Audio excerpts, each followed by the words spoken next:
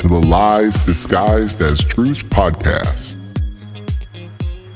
Let's start the show. All right, we're diving deep into a topic that's generated some really interesting questions from you guys. The Sabbath. Yeah, it's a fascinating journey to trace how the Sabbath observance has evolved over time. We've got some awesome resources to help us. Excerpts from the Great Calendar Controversy, some historical documents about Emperor Constantine, and even astronomical data. It's like a historical detective story trying to trace the Sabbath's journey from its biblical roots to its modern observance. Totally. I love that. Let's put on our detective hat, shall we? Let's do it. Okay, so first things first. I think it's important to, understand how time was actually measured back then, because calendars weren't always the neat little grids we have on our phones today. Oh, absolutely. That's crucial to understanding a Sabbath. There are three main types of calendars: solar, lunar, and what we call luni-solar. Okay, so break those down for me, because I'm not a calendar expert. Well, solar calendars, like the Gregorian one we use now, track the time it takes for the Earth to orbit the sun. Lunar calendars, on the other hand, follow the cycles of the moon. Makes sense. And then there's the luni-solar calendar, which is what the Bible uses. It's a fascinating blend of both solar and lunar systems. Wait, a blend of both? That sounds complicated. It is. It's ingenious, actually. They used the barley harvest to kind of anchor the year to the solar cycle. It created this natural rhythm, you see, unlike our modern calendar, which is, more rigid. Yeah. Okay, so that's how they kept it in sync. Precisely. So where does the Sabbath fit into all of this? Well, here's where it gets really interesting. The Hebrew word mode, often translated as appointed time, comes into play. Okay, what's mode? It refers to both the Sabbath and the annual feasts.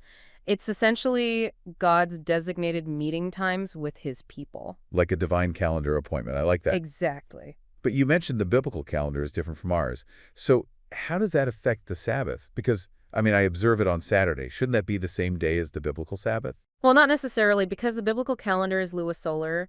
The Sabbath doesn't always fall neatly on the same day of the week in our modern Gregorian calendar. Hold on. So the Saturday I observe might not be the same day as the Sabbath in biblical times. My mind is blown. It's a bit of a head-scratcher. It is. Okay, so how did early Christians observe the Sabbath then? Did they follow the Jewish tradition? They did. Early Christians continued to observe the Sabbath in line with Jewish tradition.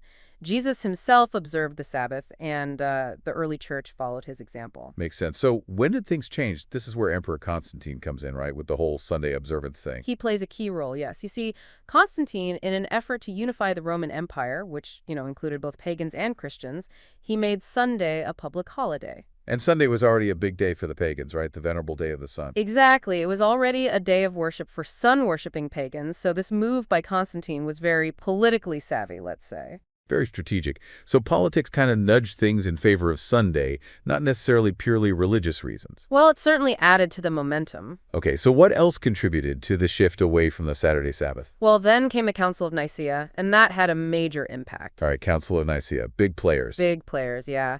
They decided to calculate Easter independently of Jewish calculations, so that created a distinct separation between Christianity and its Jewish roots. Okay, interesting. But what's even more significant is their role in solidifying the pagan solar calendar's dominance, effectively pushing the biblical lunisolar calendar aside. Wow, so the calendar I have on my wall has pagan roots thanks to the Council of Nicaea. Yeah, you could say that. Wow. And that decision had ripple effects we still feel today. For example, the Jewish community was profoundly impacted.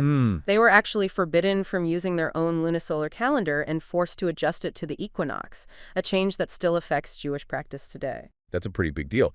So we're seeing how Constantine's political moves and then the Council of Nicaea's decisions really shook things up. It wasn't just a simple switch from Saturday to Sunday. It was a major power shift involving calendars, politics, and religious authority. It was. It's amazing how all these historical events are connected. And that clash between, God's original calendar and this imposed pagan calendar, it leads us to a really intriguing biblical prophecy, the little horn prophecy in the book of Daniel. Oh, here comes the prophecy. I knew this deep dive was going to get exciting. Tell me more about this little horn prophecy. Well, it's found in Daniel 7.25, and it speaks of a power that would think to change times and laws. Change times. That's pretty vague. It is. It could mean a lot of things. Yeah, like messing with time zones or, inventing daylight saving time. Right, but when you look at the historical context, especially all these changes in Sabbath observance we've been talking about, the idea of calendar changes fits right in. Yeah, especially when you consider Constantine and the Council of Nicaea making those big moves with the calendar. It's like they were fulfilling that prophecy without even realizing it. It's definitely a thought-provoking connection. Okay, I'm starting to see how this all links together, but honestly, I'm realizing I don't know enough about these ancient calendars. Right. Can we take a step back for a second? Sure. And talk about the differences between the lunar-solar and solar calendars? I mean, how different are they really? Okay, well, the fundamental difference lies in what they are based on. The solar calendar, as we talked about, revolves around the sun. Its year is 365.2422 days long, which is why we have leap years. Right, to make up for that extra quarter day. Exactly. The lunar-solar calendar, on the other hand, is based on the cycles of the moon, with each month starting with a new moon. So a lunar month is shorter than our standard Gregorian month. Yes. A lunar month is about 29.5 days, so a purely lunar calendar would only have about 354 days. The lunar-solar calendar reconciles this by adding an extra month every few years to keep it in sync with the solar year. Okay, that's pretty cool. So that must mean the dates on a lunar-solar calendar would shift around quite a bit compared to a solar calendar. Exactly, and that's why understanding the lunar-solar calendar is so crucial when studying the biblical Sabbath. It's not about finding a fixed day on our modern calendar, but about aligning ourselves with God's rhythm of time, which is reflected in the cycles of the sun and moon. It's a whole different way of looking at time, isn't it? Not just about the day of the week. It's a different way of measuring and experiencing time. Precisely. Wow. But before we get too lost in the complexities of ancient timekeeping, I think we need to go back to that little horn prophecy a bit more and see how it might connect to all of this. Yes, definitely. All right, so we're back and ready to unpack this little horn prophecy a little more. Yeah, the plot thickens, right? It does. Last we left off, you mentioned that Daniel 7.25 talks about this little horn power changing times and laws. Right, and that phrase, change times, has caused a lot of debate and different interpretations. Yeah, change times is pretty open to interpretation. It is. I mean, it could be anything from, messing with time zones to inventing daylight saving time. Exactly. But when you consider the historical context, especially with all these changes in Sabbath observance we've been talking about, the idea of calendar changes seems to fit in pretty well. Absolutely. Especially, with Constantine and the Council of Nicaea making those significant decisions about the calendar. It's like they were fulfilling the prophecy without even realizing it. Yeah, it's a fascinating connection to consider, and it gets even more interesting when you bring in Ellen White's statement from the Great Controversy. She specifically says that this anti-Christian power would change the laws of God and the time of God. Wow, so she's linking changing the law with changing the calendar. Wait, she's talking about the papacy, right. But how does messing with the calendar fit into that? Well, early Adventists definitely saw the papacy's role in the shift of Sabbath observance from Saturday to Sunday as a fulfillment of this prophecy. Right. But they also recognized that the calendar itself, the very system we use to measure time, was a key part of this change. So are you suggesting that the continuous weekly cycle of the pagan solar calendar, the one we're still using today, could be seen as a subtle but still very significant fulfillment of that little horn prophecy? I think it's a perspective that deserves careful consideration. I mean, this prophecy isn't just about a single event in the past. It's about a power that continues to have influence throughout history. And the fact that we're still using a calendar system rooted in pagan sun worship, well, it raises some thought-provoking questions. I see what you're saying. Okay, but now I'm wondering, if God's original calendar was so central, why was the knowledge of it seemingly lost for so long? I mean, something that important shouldn't have been preserved. It's a great question, and it takes us back to a prophecy we touched on earlier, Lamentations 2.6. It says that God caused the solemn feasts and Sabbaths to be forgotten in Zion. Ah, that's right. So God himself allowed this knowledge to be obscured. But why? We can't say for sure, but we can look at the context of that passage, and it seems like it could be a consequence of his people turning away from him. Or maybe it was a test of faith, a way to see who would diligently seek him and his truth. I like that. It's like those hidden picture puzzling where you have to look really closely to see the image. Yeah. In this case, we need to look beyond the surface, beyond our modern calendar, to rediscover God's original design. Exactly, and that rediscovery is about more than just, figuring out the right day of the week. It's about aligning our whole lives with God's rhythm of time, as reflected in the natural world, in the cycles of the sun and the moon. I get that. Okay, but how does this apply to us in the modern world? I mean, we're not facing the same kind of persecution that, early Christians did for observing the Sabbath. So what are the consequences for us if we're not in alignment with God's calendar? That's an excellent point. While we might not be facing that same overt kind of persecution, we could still be experiencing a more subtle, but maybe just as significant form of disconnect from God's calendar. Subtle disconnect. What do you mean by that? Well, let's think about Hosea 2, which talks about taking the names of Baal into our mouths. Essentially, it's about allowing pagan influences to shape our lives, our language, and our worship. Okay, but how does that relate to the calendar we use today? I'm glad you asked. Think about the names of the days of the week: Sunday, Monday, Tuesday. These are all named after pagan deities. You're right. I never thought about it that way. So we're kind of invoking these pagan gods every time we say TGIF. It's definitely food for thought, isn't it? And if the continuous weekly cycle of the pagan calendar was part of what that little horn power established, then could observing a Saturday Sabbath, but doing it on that very calendar, be a way of paying homage to the power that changed times and laws? Wow. Okay, that's a really challenging thought. So even if we're trying to honor the Sabbath, if we're not aligned with God's original calendar, we could actually be, perpetuating the influence of this little horn power. That's a powerful question to wrestle with, and it's worth remembering Ellen White's words about a spurious, idle Sabbath being exalted while the true Sabbath of the Lord is trampled underfoot. Aligning our Sabbath observance with God's calendar, not a calendar rooted in paganism, becomes really important. Okay, wow. This is giving me a lot to think about. But before we go any further down this rabbit hole, I think we should back up and talk a little bit more about the Julian and Gregorian calendars. We keep mentioning all these different calendars. Right. I think our listeners could use a quick reminder of what they are and how they differ. Absolutely. It's easy to get lost in all the calendar jargon. Okay, so the Julian calendar was introduced by Julius Caesar back in 45 BC. It was a solar calendar similar to our modern Gregorian calendar, but it had a slightly longer year.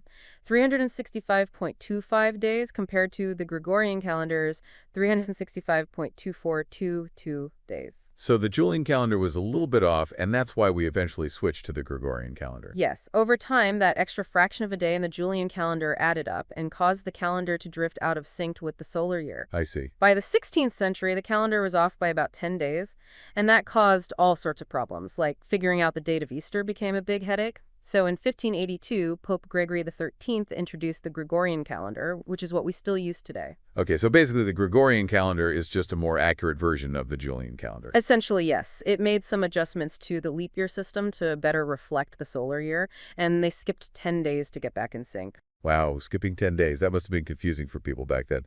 But it sounds like the Gregorian calendar is the most accurate one we have. So what's the problem? Why even talk about going back to a lunar-solar calendar? Well, remember, accuracy isn't the only factor to consider. Right. While the Gregorian calendar might be more precise in terms of solar time, it's still based on a system designed to honor pagan deities. And for those who believe that God established a specific calendar for his people, aligning with that calendar becomes a matter of faith and obedience. Okay, so it's not just about being accurate. It's about aligning ourselves with God's design, I see. But this still leaves me with a pretty big question. How do we even begin to do that in a world that runs on the Gregorian calendar? And what does it mean for our understanding of the Sabbath? Those are the key questions, and those are exactly what we'll dive into in part 3 of our deep dive. All right, so we've journeyed through these ancient calendars and debated the Saturday versus Sunday Sabbath. We've even explored, the connections to biblical prophecy. It's been a wild ride. But now I think I need some grounding. We've established that, aligning with God's calendar is important. But how do we even start doing that in our modern world? That is the question, isn't it? It's one thing to talk about lunar-solar calendars and God's rhythm of time, but putting it into practice, well, that can feel pretty overwhelming. It is. It feels like we've been given this amazing map to this hidden treasure that we're still just standing at the starting point. I love that analogy. But even the most complicated journeys begin with a single step, right? Right. And in this case, maybe that first step is shifting our whole perspective on time itself. Okay, a perspective shift. What does that even look like? Are we talking about getting rid of our iPhones and using sundials? Not necessarily. It's more about recognizing that our modern concept of time, with its rigid linear structure, it's not the only way to measure and experience time. Remember the biblical lunar-solar calendar we discussed? It's deeply connected to the natural world, to the cycles of the sun and moon. Right, like we're invited to join in on this cosmic dance. But how do we do that when our lives are so ruled by, deadlines and work schedules and the Gregorian calendar hanging on our wall? Well, it can start with small steps, maybe taking a few minutes each day to appreciate the sunrise or the sunset, or noticing the phases of the moon. just connecting with the natural rhythms that, God has woven into creation. I like that. It's like a mini meditation, a way to step out of the crazy pace of our lives. Exactly. And as we become more attuned to those natural rhythms, we might find ourselves naturally slowing down, shifting to a different way of being. So it's not about throwing out our modern calendars and becoming hermits. It's about finding that balance. Precisely. Finding a way to integrate those ancient rhythms into our modern lives. I see. And that integration might lead us to a deeper, more authentic experience of the Sabbath. It could. Okay, so back to the Sabbath. We've talked about the whole Saturday versus Sunday debate. But if we're trying to align with God's calendar, does the specific day even matter anymore? That's a question that has challenged theologians and biblical scholars for centuries. And honestly, I don't think there's a simple answer, but maybe instead of focusing so much on the specific day, we should be looking at the essence of the Sabbath. The essence of the Sabbath. What do you mean? Well, think about the Sabbath as it was originally intended. It wasn't just a day to, stop working. It was a day to celebrate creation, to remember God's faithfulness, to rest in his presence. It was a sign of the covenant between God and his people, a foretaste of the eternal rest, that we'll experience in heaven. That's a beautiful way to look at it. It's like the Sabbath is a gift. It is. A day of spiritual rejuvenation and connection with God. But how do we reclaim that essence in a world that's constantly demanding our attention? I mean, it feels like the Sabbath has just become another day for errands and entertainment. You're right. It takes intentionality. It might mean setting aside time for prayer, for meditation, for connecting with the people we love, for doing things that bring us joy and peace. It might even mean saying no to things that drain us, things that pull us away from what really matters. So it's about creating a Sabbath space no matter what day of the week it is. Exactly. A time set apart for spiritual nourishment and rest. This has been such an incredible journey. We've explored ancient calendars and grappled with, biblical prophecy. We've even uncovered the pagan roots of our modern timekeeping system. But in the end, it's not about rich rules or trying to be dogmatic. It's about seeking that connection with God. It's about aligning our lives with his rhythms of grace and experiencing the Sabbath rest that he intended for us. I love that. It's a journey, a lifelong exploration of what it means to live in harmony with God's time and his design. And as we wrap up this deep dive, I'm left with one final question for our listeners. Could embracing the essence of the Sabbath, no matter what specific day it falls on, be the key to unlocking a deeper, more fulfilling relationship with God? Something to think about. It is. It really is. May you all find peace and renewal in the rhythm of God's grace. Thank you all for joining us on this incredible journey. Till next time, keep diving deep, keep seeking truth, and keep seeking God.